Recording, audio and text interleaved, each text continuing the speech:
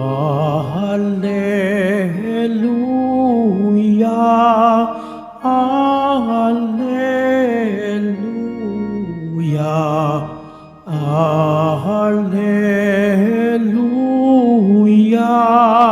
Alleluia.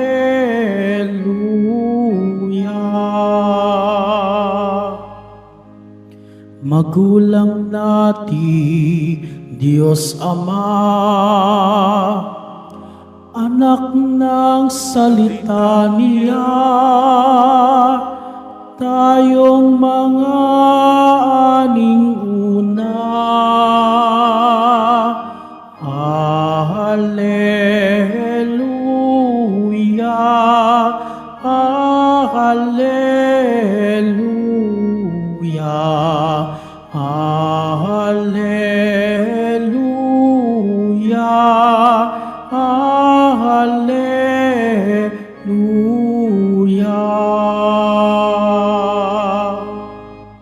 Sumainyo ang Panginoon. At sumaiyo rin. Ang mabuting balita ng Panginoon ayon kay San Mateo. Papuri sa iyo, Panginoon.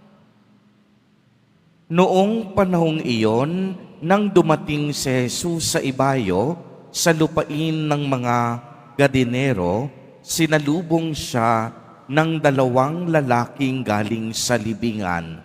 Sila'y inaalihan ng mga demonyo at napakababangis, kaya't walang mangahas dumaan doon. Pagdakay sumigaw sila, "Ano ang pakialam mo sa amin, anak ng Diyos? Naparito ka ba upang pahirapan kami ng hindi pa panahon?" Sa hindi kalayuan ay may malaking kawan ng baboy na nanginginain at namanhik sa kanya ang mga demonyo. "Kung kami palalayasin mo, bayaan mo kaming pumasok sa mga baboy na iyon." Sinabi ni Jesus, "Humayo kayo." Kaya't lumabas sila sa 2 lalaki at pumasok sa mga baboy. Ang buong katawan ay biglang sumibad ng takbo tungo sa bangin, nahulog sa lawa at nalunod. Patakbong umuwi sa bayan ang mga tagapag-alaga ng kawan at pagdating doon ay ipapamalita ang lahat ng bagay, pati ang nangyari sa mga inalihan ng demonyo. Kaya't lumabas ang buong bayan upang salubungin si Jesus. Pagkakita sa kanya, ipinamanhik nilang siya'y umalis sa kanilang lupain. Ang mabuting balita ng Panginoon. Pinupuri ka namin, Panginoong Heso Kristo. Magsiupo po ang lahat. Magandang umaga po sa inyong lahat, mga kapatid kay Kristo. Sa lahat po ng ating mga taga-subaybay sa iba't ibang online platforms at sa lahat ng ating mga katiboto sa iba't ibang panig ng Pilipinas at maging sa buong mundo kung saan tayo ay naaabot ngayon ng ating live streaming. Mapayapang umaga din po sa inyong lahat. Purihin at dakilain natin ang ating Panginoon, ang mahal na poong Jesus Nazareno. Mga kapatid kay Kristo at mga kadiboto, malugod po namin kayong tinatanggap sa Basilica Minor at Pambansang Dambana ni Jesus Nazareno. Narinig po natin sa ating ebanghelyo sa araw na ito kung paanong pinalayas ni Jesus ang demonyo mula sa 2 lalaking galing sa libingan. Kung mapapansin po ninyo, mismong ang mga demonyo kilala si Jesus Nazareno. Totoo namang kinakatakutan ng bawat demonyo at masamang espiritu ang Panginoon. Alam nila na si Jesus Nazareno ay ang Mesiyas at anak ng Diyos.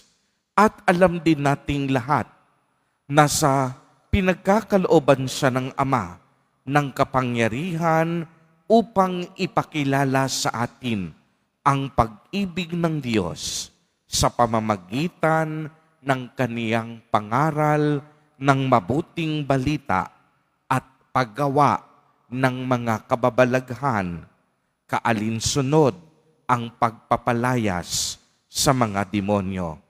Kaya nga po masasabi natin na ang pagtataboy o pagpapalayas sa mga demonyo na ginawa ni Jesus Nazareno ay isang patunay na nais ng Diyos na tayo ay lumaya mula sa pagkaalipin ng masamang espiritu. Uulitin ko po, yung narinig nating pagpapalayas ni Jesus Nazareno sa mga demonyo ay isang mabisang patunay na nais ng Diyos na tayong lahat lumaya din mula sa pagkakaalipin natin sa masasamang gawain at maging sa masamang espiritu. Kaya masasabi natin na hindi parusa ng Diyos ang nararanasan nating mga paghihirap at problema. Bakit po natin nasabi yon?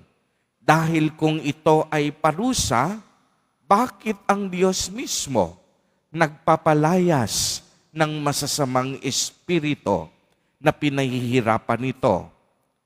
Kalimitan ang mga paghihirap at problema na mayroon tayo ay bunga na rin ng maraming kakulangan natin at hindi natin ginusto na sundin ang kalooban ng Diyos. Nangyayari ang mga ito dahil na rin sa ating maling pagpili at pagpapasya sa buhay.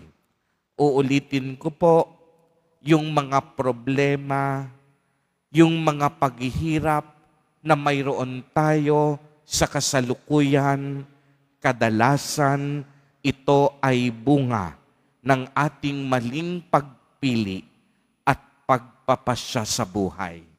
Minsan, yung ating maling napili, naaapektuhan din ang ating kapwa.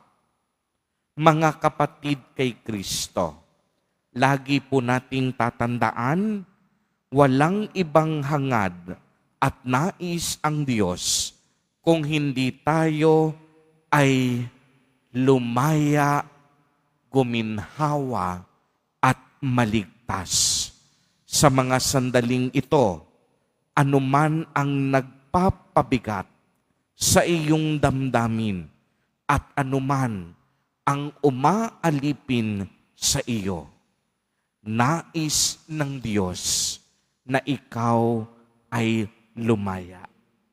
Subalit, lalaya ka lamang kung tatanggapin mo ang awa at grasya na hatid ni Jesus Nazareno bilang ating manunubos, Panginoon at tagapagligtas. Lalaya ka lamang kung ikaw din mismo magnanais bumitiw sa mga bagay na nagpapahirap sa iyo. Nais ng Diyos na lumaya ka, subalit tulungan din natin unang-una ang ating mga sarili. Ang awa at grasya ng Diyos laging nariyan anumang oras na kailanganin natin ang grasya ng Diyos, lagi tayong papatnubayan. Amen. Purihin at dakilain natin ang ating Panginoon, ang mahal na poong Jesus Nazareno.